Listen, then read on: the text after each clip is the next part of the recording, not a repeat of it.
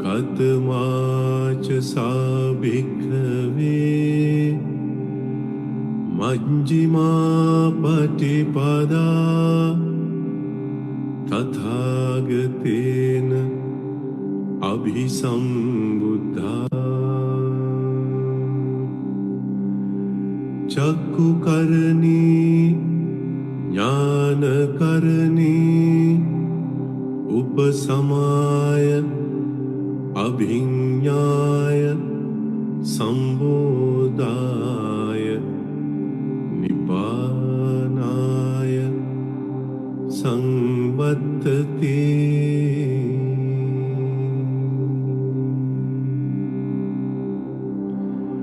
Ayameva Aryo Attangiko Maggo Siyatidam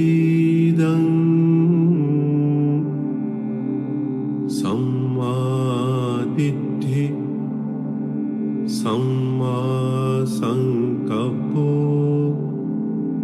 Samma Vaca Samma Kammanto Samma Ajivo Samma Vayamo Samma Sati Samma Samadhi Ayanko sabhikkhave Majjhima patipada Tathagatena abhisambuddha Chakkukarani Jnanakarani Upasamaya Abhinyaya Sambodhaya Nibbanaya Samvattati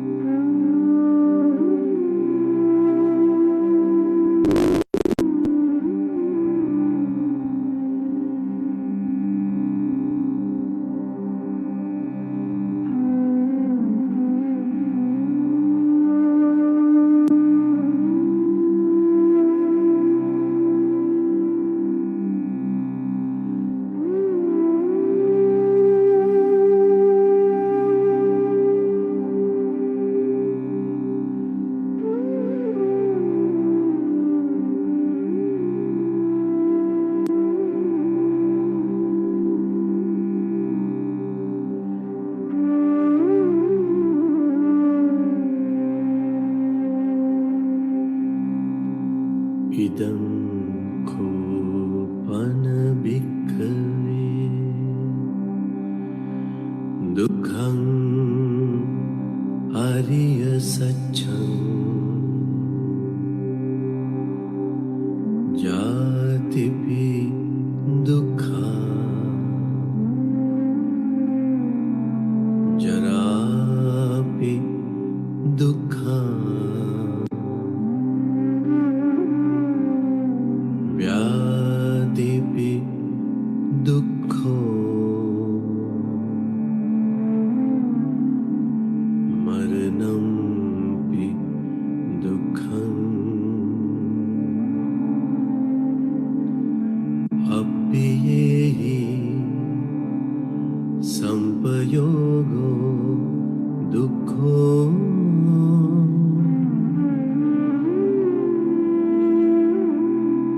Piyehi vipayogo dukkho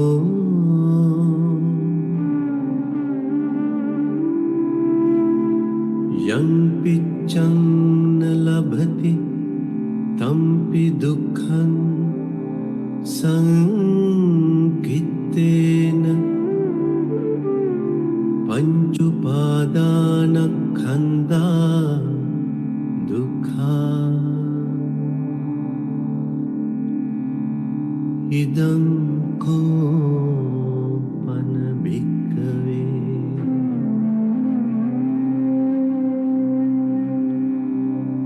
dukkha samudayam ariya satyam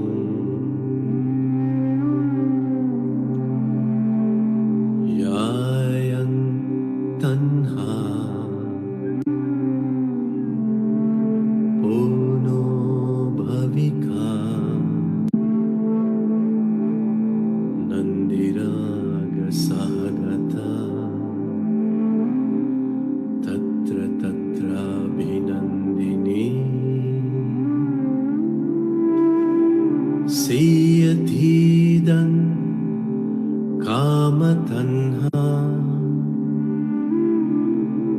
bhavatanha vibhavatanha idam ko pana bhikkhave dukkha nirodham ariya satyam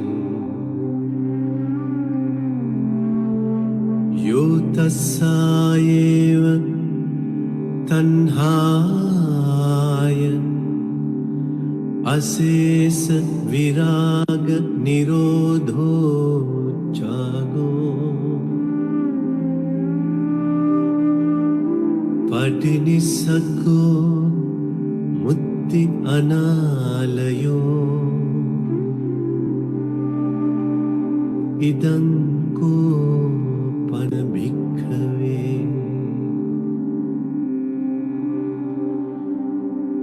dukkha nirodhagamini patipada ariya satyam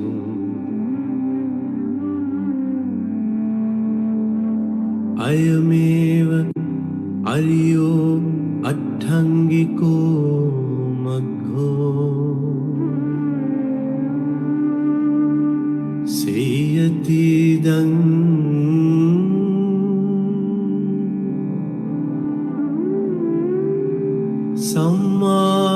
sammaditthi samma sankappo samma vaca samma kammanto samma ajivo samma vayamo samma sati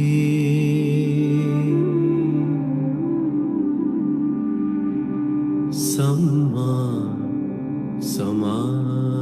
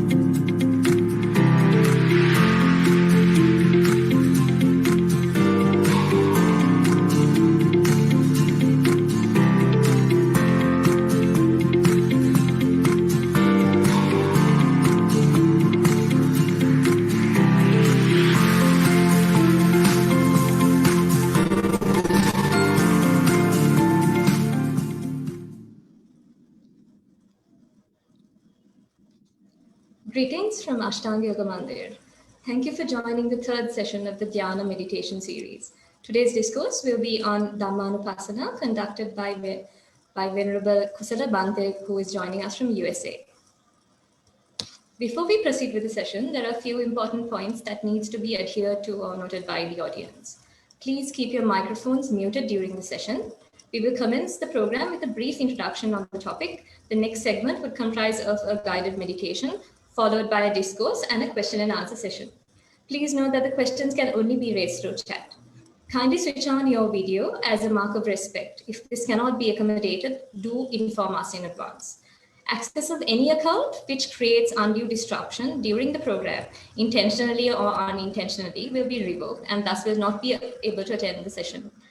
I would also like to take this opportunity to thank Mrs. Samantha Ramanayake, one of Ashtanga Yoga Mandir's senior yoga instructors, for introducing His Holiness to this program. So without further ado, let me hand over the controls to Mrs. Ramanayake to welcome Venerable Kusala Bhante.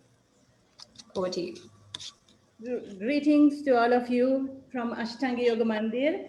Today, the Dhammānupassanā speech will be delivered by the most venerable Derangala Kusala Jnana Thero. Derangala Kusala Jnana Thero is a Theravada Buddhist monk from Sri Lanka, and he attained to the spiritual life at the age of 16. Kusala Thero did his graduate studies in Peradeniya University. His undergraduate was done in Peradeniya University, major in Pali language. And he was obtained with a first class of honors in his undergraduates. Bhante moved to Italy to do his research studies on mindfulness with neurosciences, and he completed his research in the University of Trento. Hereafter, Bhante moved to Harvard University and pursued a Master of Divinity Studies. After completing his graduation, and he became a resident chaplain in the Birmingham Women's Hospital and also the Cancer Institutes. Bhante Kusala is a lecturer to the Peradeniya University, and also he was serving as a lecturer in the International Buddhist Academies and also Asgiri Monarch Training School. Bhante Kusala also has been services at the Dhamma Sukha Meditation Center in Missouri. He has been invited in the Buddhist international conferences, and he was being the translator to the most venerable Ajahn Brahma and Brahma Mali, and also Sister Kema, and many foreign monks. He has been the translator.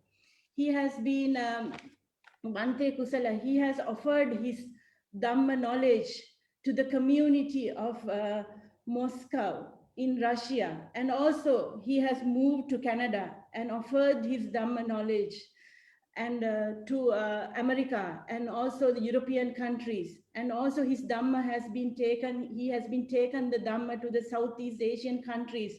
Indonesia are one of the main countries that he has been delivering the Dhamma. Bhante Kusala helps children, youth and adults in their spiritual path. When the people were suffering and asked for help, he has given the light of Dhamma to their brain and put them into the spiritual path. He is a Kalyana Mitra in the Buddhist words.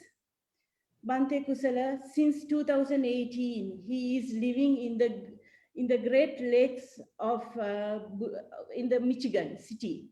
He was delivering Dhamma to the society. And also he was serving to the hospital, the people who are sick. And he's a spiritual care person, care provider. He worked as a, not works, his service is expanded as a spiritual care provider. And Bhante is still not stopped his studies. He is a third year PhD. He's completing his third year PhD, specializing in Pali. With that knowledge, he is serving, teaching the Pali language to the Mid-American Buddhist Association. Bhante Kusala is the founder president of the Cambridge House for Peace. The greatest contribution received by him is the Satipatthana Sutra with its translation is one of the greatest books. Today he will be teaching Dhammānupassanā and the organic experiences. On behalf of Astanka Yoga Mandir, I warmly welcome Bhante to deliver your Dhamma talk. Sadhu, sadhu, sadhu. Thank you. Thank you very much, Samantha Nona. So when I sent a short introduction about me, she wasn't happy. She wanted the lengthy one. And I now see that she has really, memorized all of it. So it's very, very kind of you to go through all that. Of course, you as a Kalyana Mitra and your family as well. And you are introducing me to the Astanka Yoga Mandir, which is another family that you are connected with. I'm grateful for the opportunity to be here. It is your evening in Sri Lanka, but it's 8 in the morning here in Michigan. So I thought it would be better to begin with the guided meditation and then go to the talk. So the guided meditation will prepare you all to somewhat absorb kind of a new language, because Dhammānupassanā refers to meditation on Dhamma. So because it has a bunch of lists and somewhat unfamiliarity for the newcomers to this side of Buddhism, it is best we begin with some relaxation techniques and a body scanning and some sort of diving into the inner part of your being. So with that, let's begin with the guided meditation, and I invite you all to keep your microphones muted so that we have a wonderful about 20 minutes time of guided meditation. And as you will hear the bell, you will close your eyes and prepare your body for a quiet sitting with guided instructions, and I will be also meditating together with you.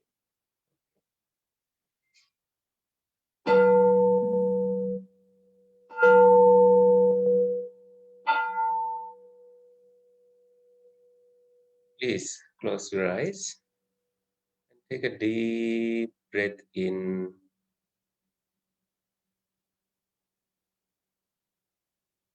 and feel your shoulders as they move and find a relaxing position. Also pay attention to your jaws, that there might be some anxiety, and you relax your jaws, your shoulders, the top of your head as well. And continue breathing in and breathing out. Just absorbing any positive energy from the nature.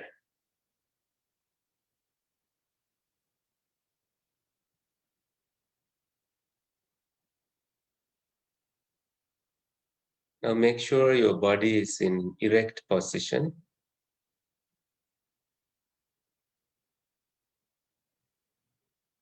And your hands position can be any comfortable position that you are used to sitting for meditation. As your eyelids are closed, you are not going to focus on any part of your body, not even the tip of your nose. So let go of any habitual tendencies you may have towards beginning your meditation. So it is best we empty your cup before we begin, so that there is room for you to have the most of this guided meditation experience.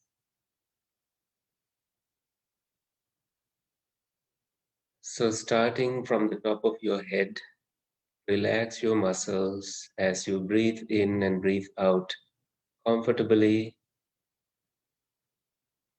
Relax your forehead, the back of your head, the muscles around your earlobes, your eyes, your nose, your nostrils, your cheeks, and add a little gentle smile on your lips, kind of setting up your attitude, a pleasant one. So your chin and your neck. Now above your neck, all the parts are relaxed and given time to feel comfortable. Further down, your shoulders are at ease. Not too tight, not too loose, so you feel very, very comfortable.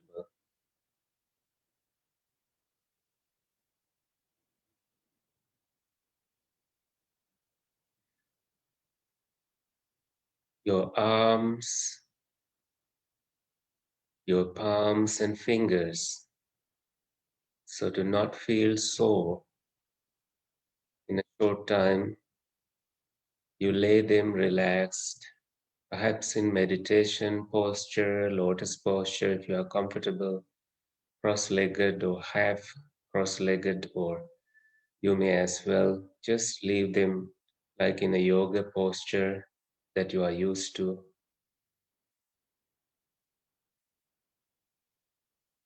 And now your chest. Below your chest, your abdomen, you relax.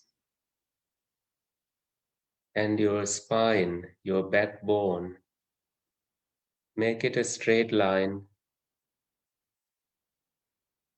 so you feel comfortable to begin your meditation. And move to your sitting bones. Keep them at ease and relaxed. Your lower muscles down to your knees, starting from your pelvis. Please relax. Make sure you don't fall asleep. You stay alert and vigilant about your mind's movements and attachments. For that, you let go of your past and the future. You stay present with the instructions and with your breath, which is happening now. Your breath is happening now. It's not happening in the past. It's not happening in the future. It is happening now. And now below your knees, you have your shin bones, the long bones, and you relax them.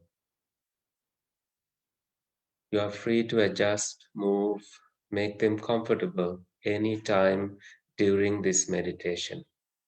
When you do so, when you move, make sure you are very, very quiet and you are as well mindful about these movements.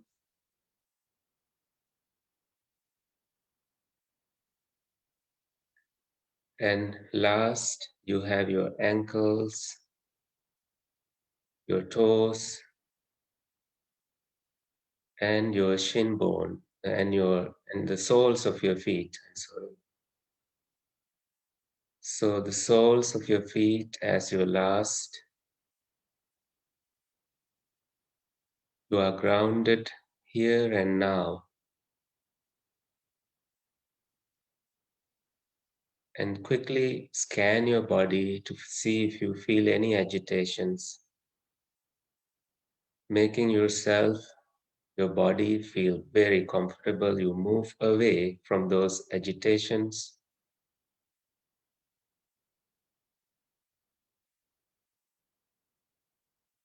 And you are rooted, deeply rooted to the ground, to the earth. Your roots going down, further down, touching the earth.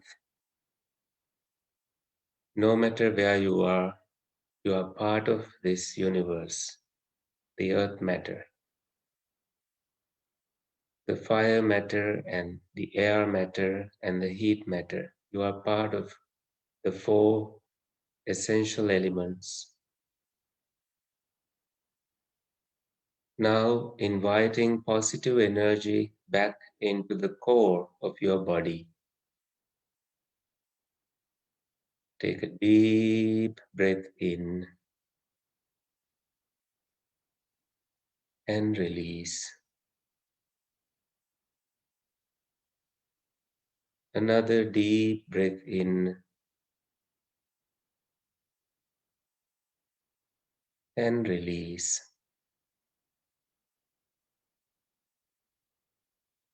Another controlled deep breath in and release. Being gentle and being kind to your body while adjusting your body further and further to relaxed position. Mindfully you breathe in. Mindfully you breathe out. Satova asasati, satova pasasati.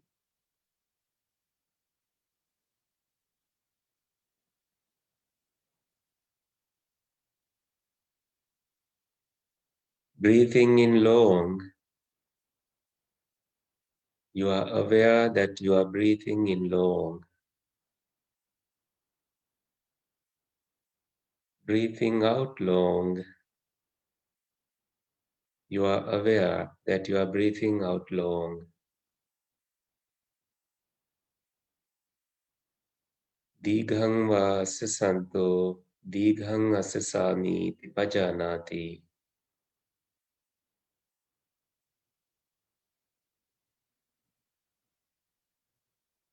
Mindfully you take a long breath. Mindfully you release the long breath. When it happens to be a short breath, you know it is a short breath. Rasang va sasanto, rasang asasami pajanati. The instructions are based on the Satipatthana instructions given by the Buddha 2500 years ago. Prasangva pasasanto, breathing out short, you know you are breathing out short.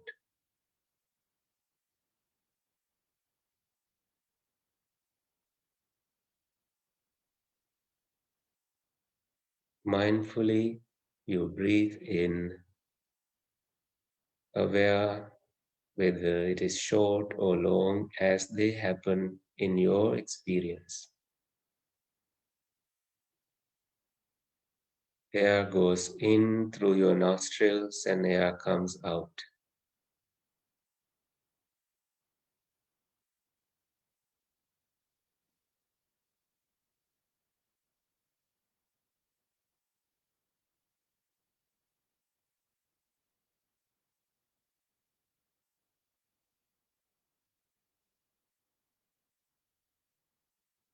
No part of your body feels tight because you are relaxed and relaxing.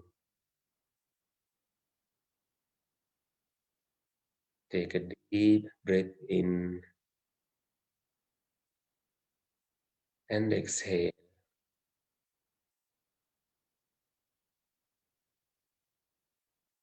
Another one.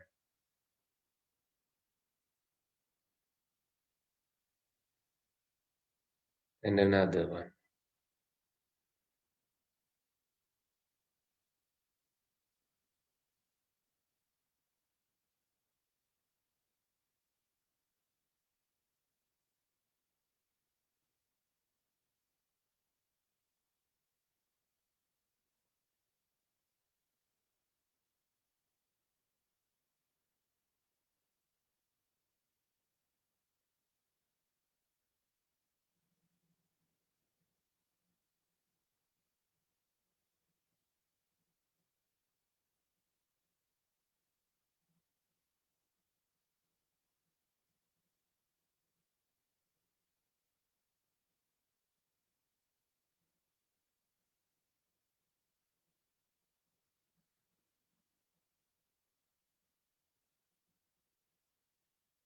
Now experience the whole body as you breathe in and breathe out.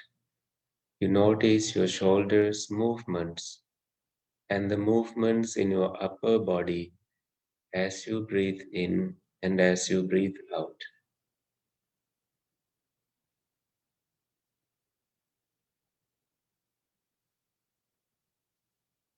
The whole body, sabbakaya patisangvedi, assa sissami tisikkati, assa sissami tisikkati. Experiencing or being sensitive to your whole body, you breathe in and breathe out.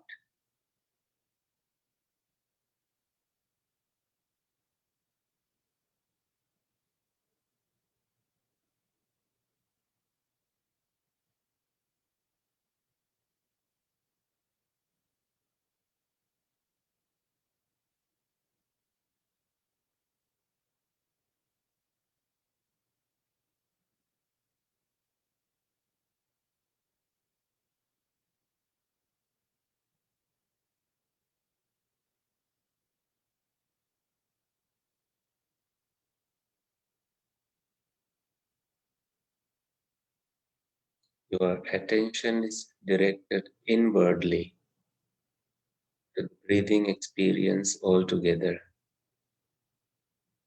Seeing, hearing, smelling, tasting, physical sensations, and thinking that disturb you. These have been turned off in some ways. Attention is in the body, with the breath. Mindfully you breathe in, mindfully you breathe out.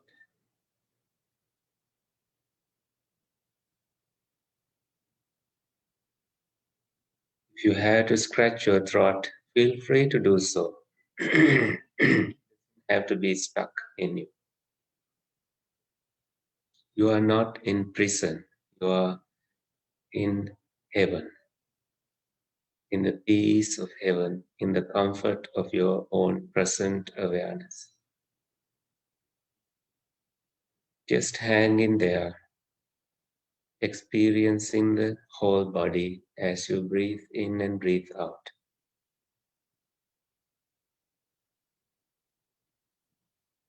Let go of any other strong sensations. If you feel numb in your body, it's just a pinch of nerve. Let it go. It's not permanent. If you have to adjust, feel free to do so. Take a deep inhale and exhale.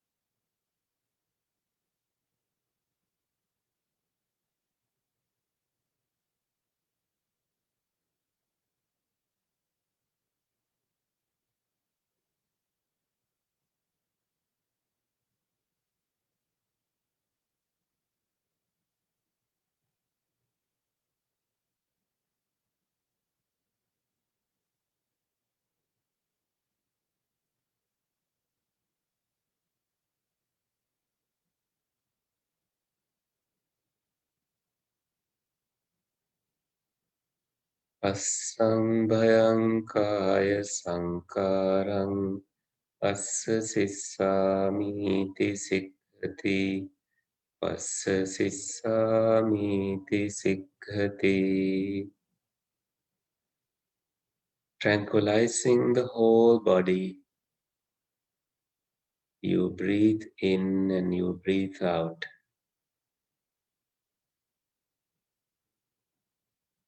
See tranquility and the body sort of disappearing, some parts of your body.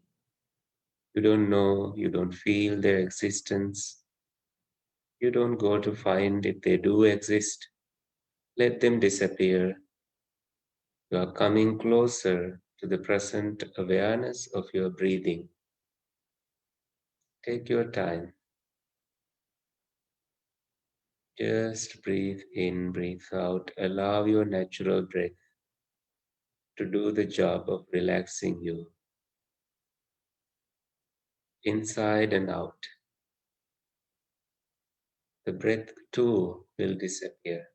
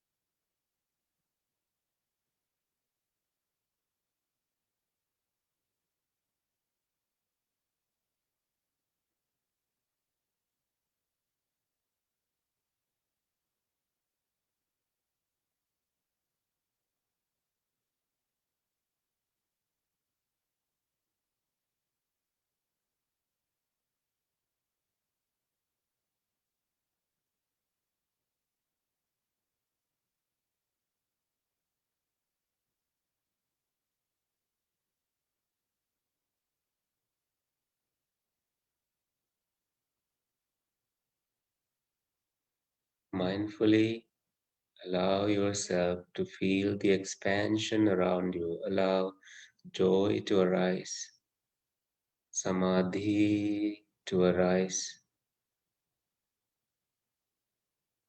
noise-free being.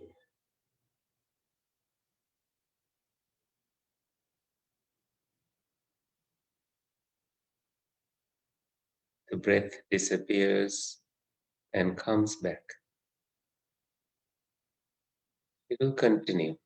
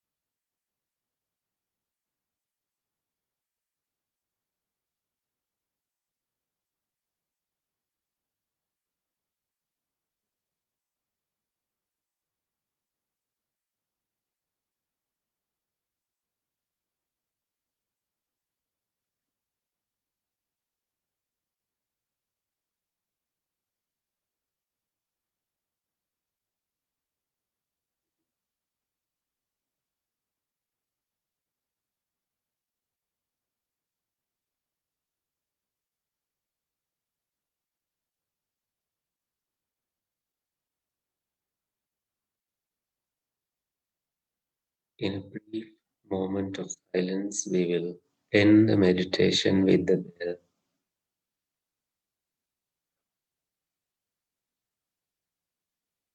And take your time after the bell to come back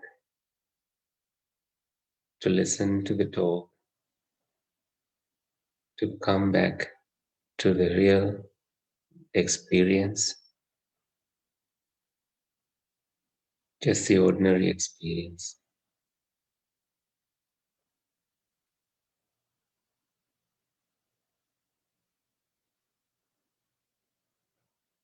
If my voice was lower, don't worry. You didn't miss much.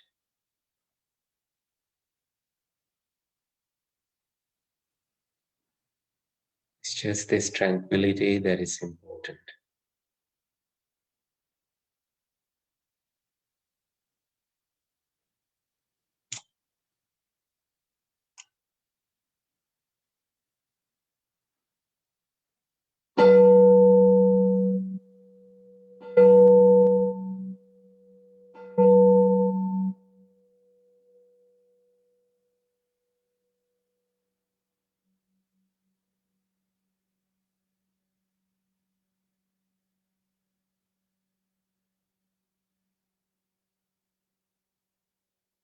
Now please open your eyes and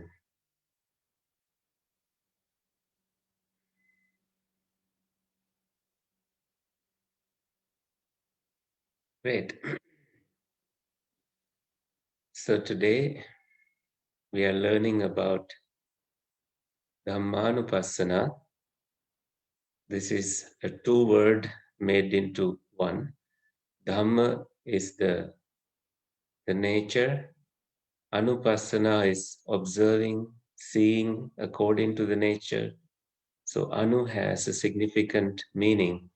So you observe as things arise. You observe them closely. So when you are a yogi, dhyana is important in your yogic experience. And as you are preparing yourself for dhyana, dhyanic experience, you will need the knowledge in your dhamma. So this is primarily the Buddhist perspective, but it is not too different from the Hindu or other, sort of Jain perspectives, the commonly understood perspectives out there in the world. So in the market, we find the word organic, which means it is chemical free or close to the nature. Just take that into your mind.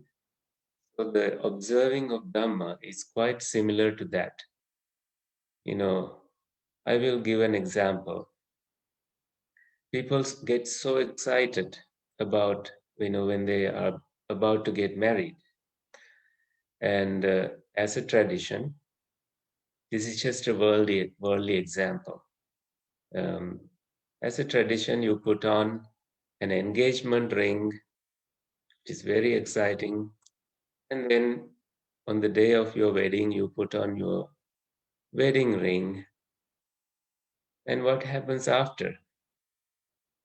There is another ring quite unexpectedly that comes. That is called suffering. Nobody wants to put that on, but it comes. And this is when the Dhamma knowledge is important.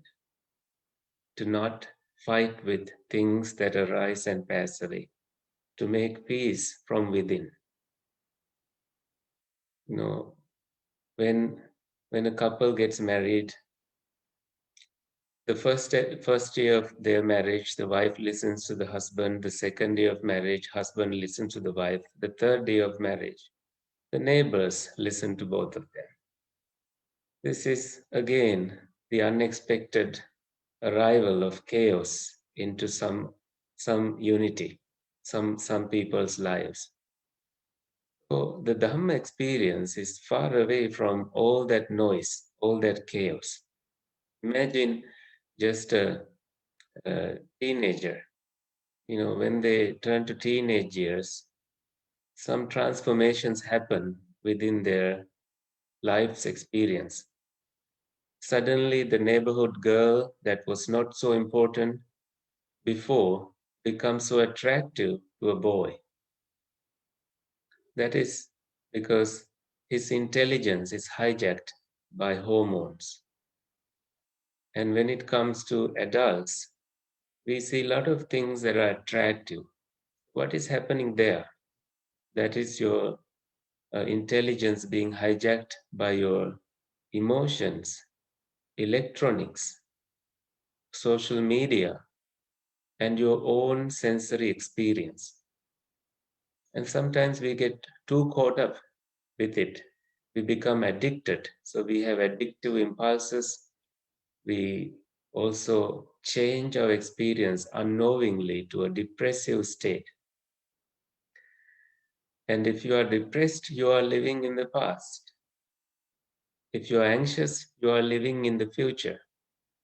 When you have Dhammānupassanā or a yogi, you are living in the present. You are seeing things as they arise and as they pass away. So now you see the importance of having the Dhamma as part of your yogic training. So to prepare you very well, because this is kind of learning a new language, and we are beginning from sort of starting from the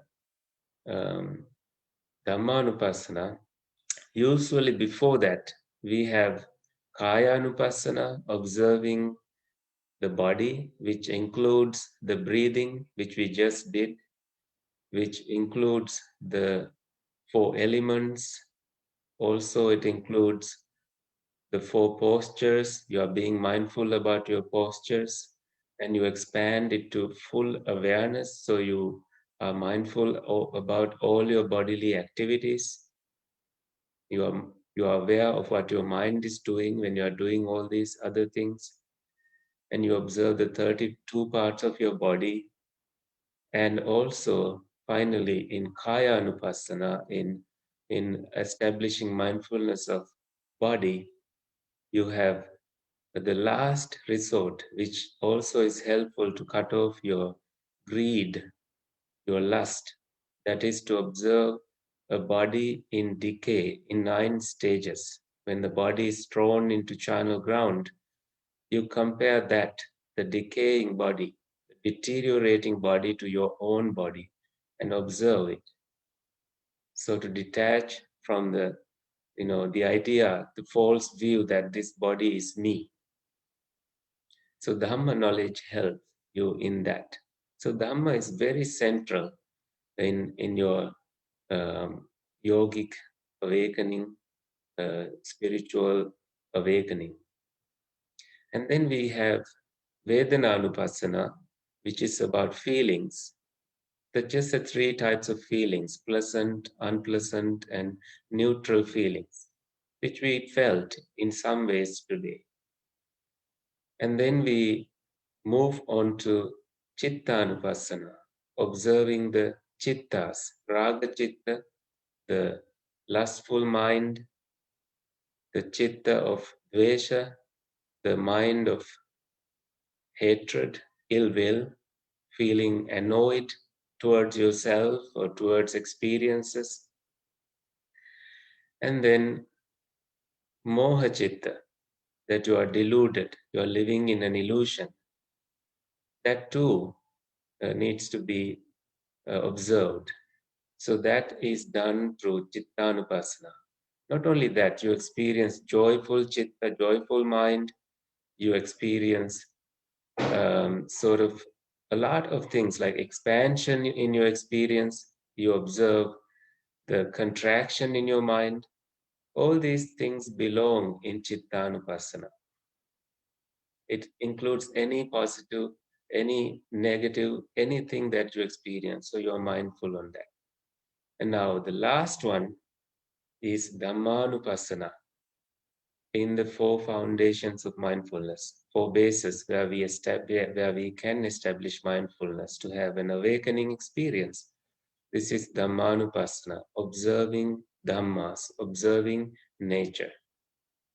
So that's why we cut down everything else and come to observing the nature, observing our own natural experience. And when you have learned that, you know there's no other way that a human can experience anything else in their life.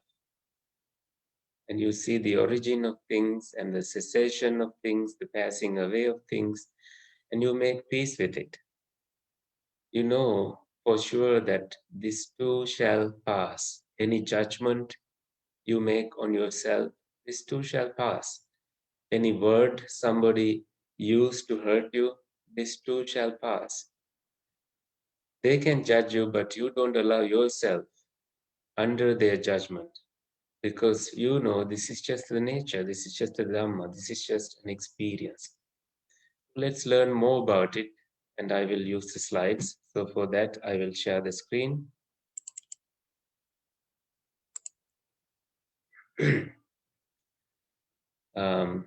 So I think this slide is just the start, just this idea that this is organic experience. Dhammānupassanā, you see the term here, and meditation on Dhamma. So you can say observing the phenomena, observing the nature, all of these are the correct ways to look at it.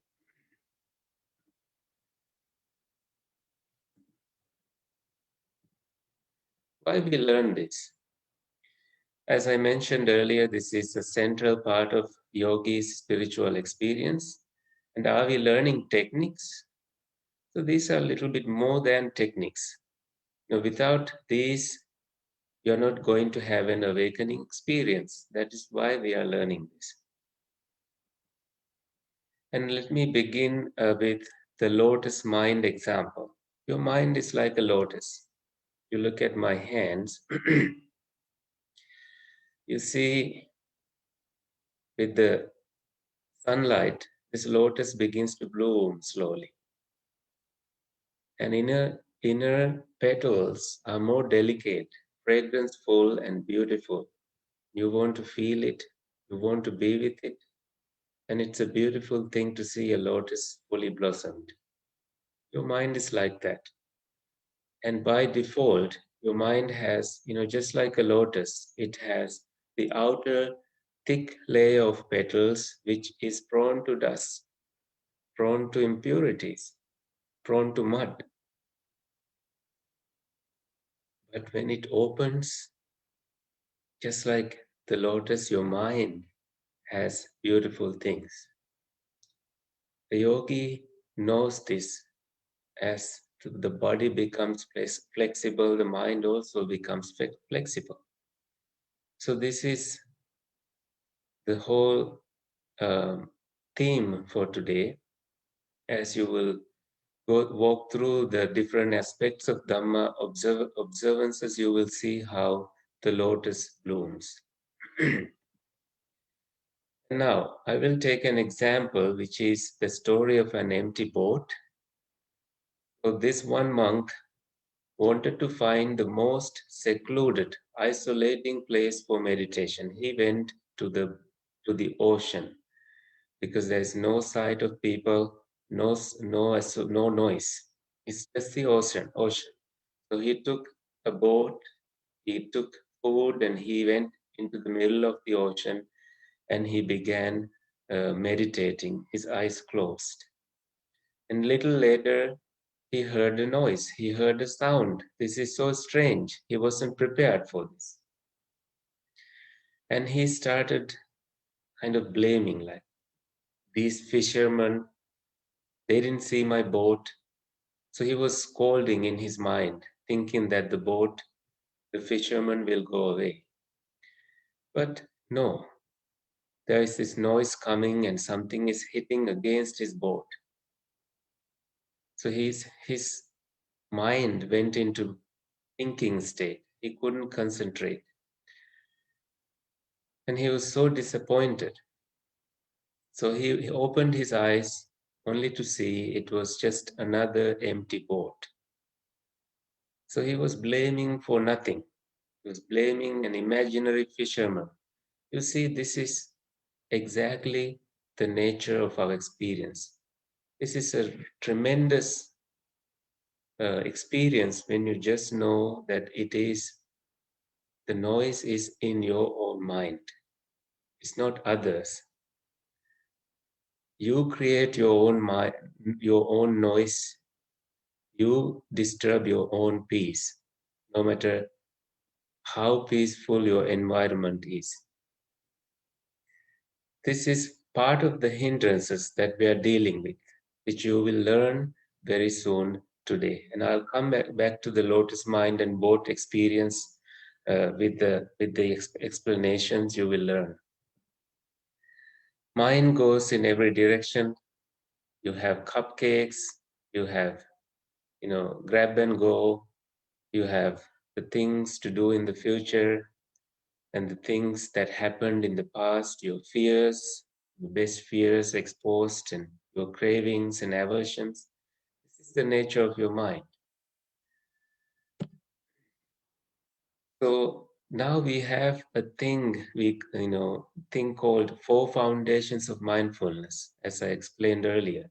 Establishing mindfulness in body, you see in green the body part, and experiencing feelings down below, sort of in a brownish color, you have feelings, and you have thoughts, which is the part of mind, and then your dhamma, your reality. In the center is your mindful awareness. So these are the ways a yogi can establish your mindfulness, and we are here in the dhamma part, the reality part. In a different way, you see an image of this body and you have your feelings and your mind's experience that is connected partly with the brain. And here, the mindfulness of Dhamma, which is, your Dhamma, your eye, ear, nose, tongue, the body, and all of that. What is this puzzle? Let me explain further. The first part with the Dhamma experience, the very first thing that you learn with Dhammānupassanā is, particularly in the Satipatthana teachings. Satipatthana means establishing your mindfulness. This is a discourse taught by the Buddha. It's very, very integral part of the teachings in Buddhism.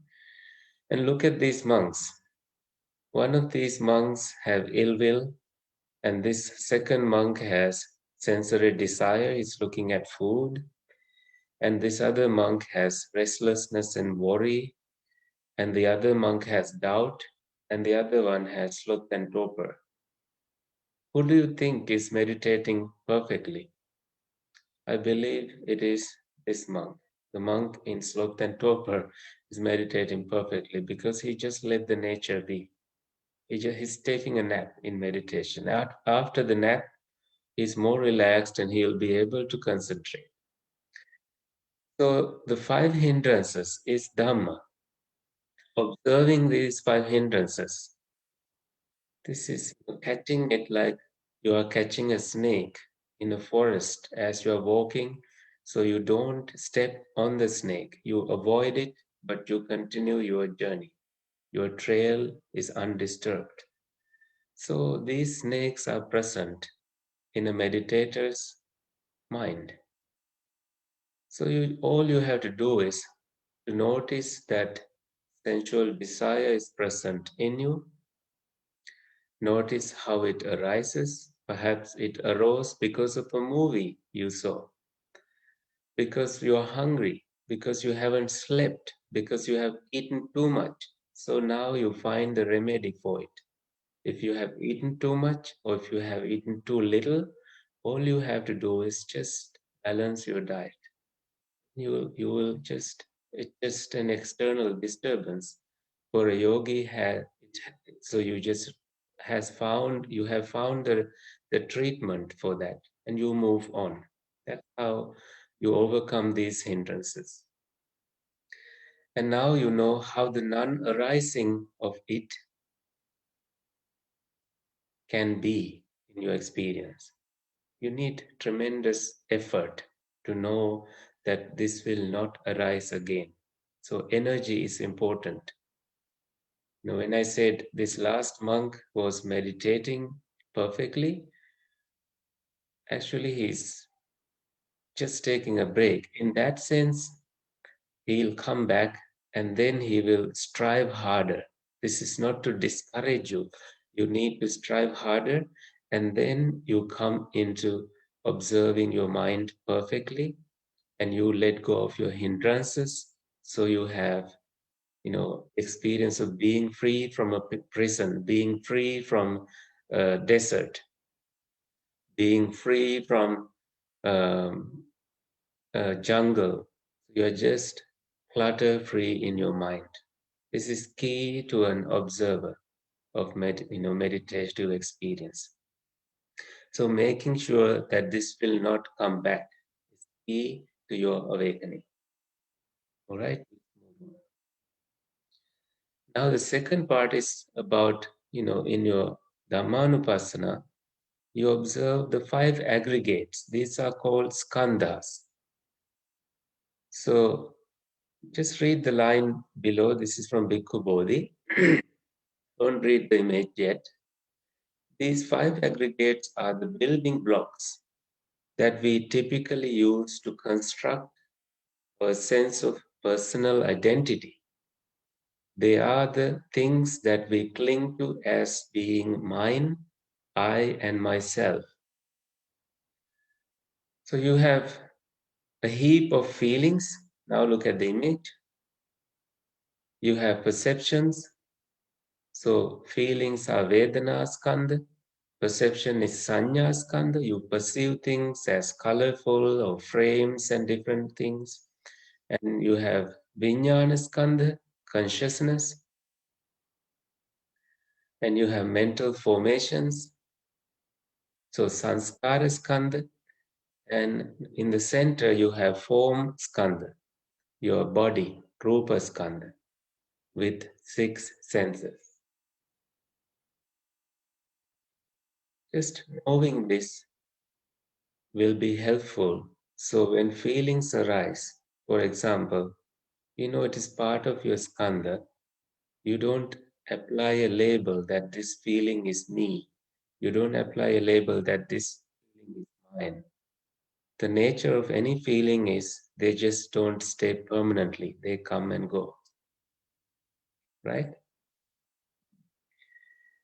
So the third part of Dhammānupassanā, we can come back to these slides anytime. I just need to save the time because a short time anyway, and for all this, it's a huge subject. 5 senses and the mind. This is also so important for a yogi. So 5 senses include sight, hearing, taste, touch, and things, odors that you feel. This is a cognitive process. So in the center, you have your mind, and Chakku, Sota, Ghana, Jivha, Kaya, they all pull you towards different directions. This is like an emperor. And the emperor is covered with 5 pieces of cloth. And only when you remove these 5 pieces, you see the real emperor. That is your mind. When you see the real emperor, only when you just think that your seeing is turned off, you close your eyes, so your seeing is turned off. Even visually seeing, imaginarily seeing something, that's just a mental imagination. Just don't worry about that. Hearing, sense of hearing is very active for a yogi. That's because in human evaluation, human evolved to notice far and distant noises. for your safety. But if it is not a strange sound, you don't go to observe it, you let it be. So soon your brain will stop sending signals to observe what is happening around you. Any regular noises, that doesn't disturb you because you know what it is. So the noises will not disturb you, even when you are seated in a noisy center of a town, because those are regular noises. Your mind will quickly go into calmness. And now, seeing, hearing, that way is turned off. Smelling, you don't smell things in meditation. You don't wear any perfumes. So smelling is turned off. Tasting, of course, you're not chewing anything. So tasting is naturally turned off. Physical sensations, like we did earlier, you kind of sit comfortably. So that too is turned off. So what is left when those 5 layers are taken off? What is left is your mind, the emperor. When you see the mind, you have a big challenge now. The mind begins to think. This mind can be a disturbance in the beginning, but when there's no external stimuli coming, mind also slows down and it slowly stops thinking. And you notice that in your experience. Now, there's an important thing to notice about the 6 sense doors. The Buddha, in his teachings, want us to see this internally and externally. Take, for example, look at the light bulb here and the flower. This is your eye, and externally you have a vase with the flower. So this is the external form, the rupa, and what is internal? That is your eye. It is the internal flesh that you have. And you have to be conscious on the flower to notice it.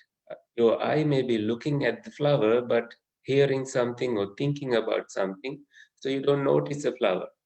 But that means you have to be conscious on it. Only when consciousness arises, only when I and the external form and your consciousness land on it, meeting of these 3 is when there is a contact. Contact leads to feelings, pleasant, unpleasant, or neutral. Now you see it leads to something else. When it is pleasant, we like it. When it is unpleasant, we don't like it. When it is neutral, we just ignore it. But when you like something, there is a high chance, if it is craving, inspired by craving, you go to crave it and you go after it. Now you see how suffering arises. Knowing what is internal and external is important for a yogi. So when things arise, when your eye is doing something, when your ear is doing something, you just see this arising and passing away. And you are like, so what? Do I have to be bothered about it? Now I know the process. Let things be. It doesn't have anything to do with me. You don't have to apply a label to it. That is when you see, you can control, you see the left image. You have a monkey, a jackal, you have a crocodile, a gator, and you have a python in the center tied to a log. You have a free bird as well as a hunting dog. And on the side is you. These are your, they are trying to grab you. You are keeping them in control. Slowly they come closer to you and they calm down. This is what happens in a yogi's mind. So you see light arises in you because you feel light. You feel luminous. You feel so pure in you.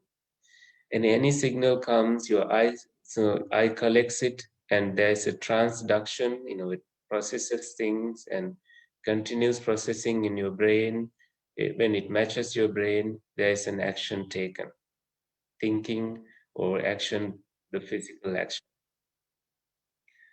All you are seeing is that when you see a flower vase, if it fits your image internally, you label it as a flower. If you stay not labeling, there's no way you can have a bunch of words coming to your mind. Right? Let's move on. And in Dhammānupassanā, there is a part called 7 Factors of Awakening. These are called Bodhi Anga or Bojjhangas. There is an active side of it and a passive side of it. See the image on the right hand side. On the active side, you have joy at the bottom and energy. Joy is piti, energy is virya, investigation is investigation of dhamma, dhamma vichaya.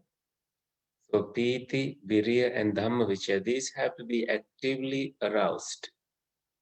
Joy has to be actively aroused. When there is joy in meditation, do not say no to it. Do not run away from it. Stay with it. And energy, bring it up. An investigation, this is also observing Dhamma. You investigate, but not in a proliferating way, not in a way that brings up too many thoughts. And you have also in the passive side, upekha, equanimity, and concentration, samadhi, that is tranquility, and sati, your calm awareness. Sati is support in sati, so you have 6 on this side, 6 on this side, three on this side, 3 on this side, and awareness is the balance. Piti, okay, let me begin with mindful awareness. That is the center. Sati, this is an factor of awakening. When you notice it, when you know it is present in you, you notice it. You bring more of it into your experience. And Dhamma Vichaya, investigation of phenomena, energy, virya, piti. Piti is your meditative piti. And pasadhi, this is calmness. This is calmness. And samadhi, your tranquility and equanimity. So I use the word tranquility here for calmness, but let me replace it with calmness. Just you feel so transparent in you. But I would use tranquility for concentration part. You feel a lot of tranquility, just like you may have felt at the end of our guided meditation. So this is when flowers bloom in you, you feel so radiant in you, you feel like you are in the center of floating, and you are noticing beautiful things, like you are seated by a lake and you are not moving, you are not grabbing things as mine, you're just letting things be, and the most beautiful things happen in front of you. You see beautiful, never seen before things happening in your mind. And that's the beauty of this meditation. And lastly, in Dhammānupassanā, we have the noble truths. So this is a very pivotal teaching in Buddha's teachings. As it really is, this is suffering. You find the cause of it. It's like when you are sick, you find the cause of it, you find the solution to it, and you have an action plan. You take the remedy. These are noble truths. And keep in mind that the Buddha never said life is suffering. That's a very negative statement about the Buddha's teachings. He taught there is suffering in life, there is also happiness, and the highest happiness in life. So the formula he taught about the noble truths is noble because it makes you feel noble. It makes you feel among the noble ones in your life when you practice these. All right, let's move on. The third noble truth is very important. It is that there is end to all of ill being. This means that suffering can be transformed into happiness. The third truth is the confirmation that well-being is possible, happiness is possible, peace is possible. Isn't that beautiful? No matter what ailments you have in your body, peace is possible. All right, so what should we do then? Preventing unwholesome mental states, abandoning unwholesome mental states that have already arisen, developing wholesome mental states that are yet to arise, sustaining wholesome mental states that have already arisen. So kusala and akusala. Akusala to be prevented, kusala to be cultivated. So this is, basically indriya samvara, restraining your indriyas. When you have sensory contact, you identify it. You have a choice of response now with your Dhammānupassanā, seeing in Dhamma, so you are mindful as they arise. So you have 5 techniques to abandon your akusala. To expel the defiled thought with exact opposite. Example, replacing ill will with loving kindness. Reflect on the unwholesome thought as vile and ignoble, or consider the negative consequences of the thought. So you reflect. If I get attached to it, this is not good for me. So that's helpful to you to avoid unwholesome. Redirecting your attention, so you look away. If it is food craving, you look away into something that is not about food craving. And you confront it by investigating its source. And you suppress it. That's the last kind of, you clench your teeth. This is not recommended, but this is extreme driya, extreme energy aroused in you. So you are determined to let go and move on, which may be helpful to some people. So mindfulness is key in your Dhammānupassanā. Mindfulness clears the ground for insight into the nature of things by bringing to light phenomena in the now. Strip all subjective commentary, interpretations, and projections. So mindful Dhammānupassanā is what a yogi will do.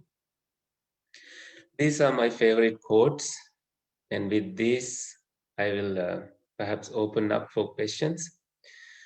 You suffer, I suffer, therefore we are friends, is one of my favorite quotes.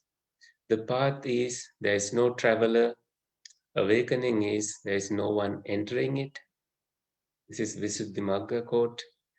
Mindfulness clears the ground for insight into the nature of things by bringing to light phenomena in the now, stripping off all subjective commentary, interpretations, and projections. This is from Bhikkhu Bodhi. I have some other parts prepared. What is Samadhi, and as you prepare for questions, I will just go through quickly because this is themed on dhyana, and I thought dhyana is important. So Samadhi is about jhanas. So I will go through the jhanas very briefly. So jhanas, the first jhana is about you, letting go of any viviccheva kame, you be free from all sensual pleasures. And vivicchakusalehi dhamme, you become free from hindrances, unwholesome states. Vivekajang, when you are in seclusion, piti sukham, you bring up joyful happiness in your meditation. Patama jhana upasampajja viharati, you enter the first jhana and you stay there. This is one of the aspects of yoga. Dhyana is one of the aspects of yoga. In the second jhana, you let go of thinking mind and stay in just joy, joyful happiness. In the third jhana, you let go of even joyful happiness, you stay in a balanced state of your mind. Upekha, in equanimity. In the fourth jhana, you'll stay in perfect equipoise, just equanimity, perfect balance in your mind, in infinite, preparing yourself to experience infinite space, infinite consciousness, nothingness, neither perception nor non-perception, and finally experiencing even cessation of consciousness, whereby you will have an awakening experience. You will see something that you cannot experience in sensory mind. But these are very fine, very joyful, very beautiful experiences a yogi can have. So with samadhi, you have unbroken attentiveness and tranquility. So we teach about tranquility meditation and insight meditation in Buddhism. You have 10 kasinas, 10 recollections, 4 sublime abodes like loving kindness, compassion, joy, and equanimity. You can infinitely develop these. And as I say, the 8 limbs of yoga includes jhana. So please be inspired to practice as a yogi. So I explained the 4 jhanas. So now I open for questions. I do see questions coming up. I'm ready for questions. Thank you for that enlightening session, Venerable Kusalabhante. Halfway through the guided meditation session, it was mentioned that it was all right to adjust ourselves and that we were not in prison, but in fact in heaven. For years, this is a personal experience. Ever since we were kids, most of us, I have been asked not to fidget and basically stick to a certain frame. So when I heard that, I felt absolutely liberated. I actually let go of something I didn't even know I was holding on to, albeit Right. unconsciously. So thank you very much again. There we So go. Absolutely. And I think you may remember that I said we are not in prison. We do have to, no, we just have to, our body doesn't know how to stay perfectly still at the beginning. So this is part of our training. And yes, so we do question and answer session, need to please. give our liberation to the body first before we liberate our mind. Thank you for catching that and sharing. I appreciate that. As we Next. as we move on to the questions, Sure. let me read it out. How do we do anger management? This is coming from Saumya. Mm-hmm. So one thing that I mentioned, like the empty boat example, Soumya, so the anger is noise inside you. We think that somebody else is irritating you, but what is actually happening is it's a deal about yourself. You reacting to some external stimuli. So this is first part of anger management. And then use walking meditation for a yogi. You slowly walk, take each step very, very thoroughly, mindfully. And there your attention is distracted to walking, and you do take 10 steps super slowly and 10 steps backward. And that way you are very, very calm by the time you make it to the 10th step. And you will be ready to let go of something that you are holding. Don't be attached to the anger. It's not others. It's you letting the opinion, that perception of others control you. So just look at all the other things as empty boats, and you stay in your seclusion no matter what. And that another remedy is counting your breath,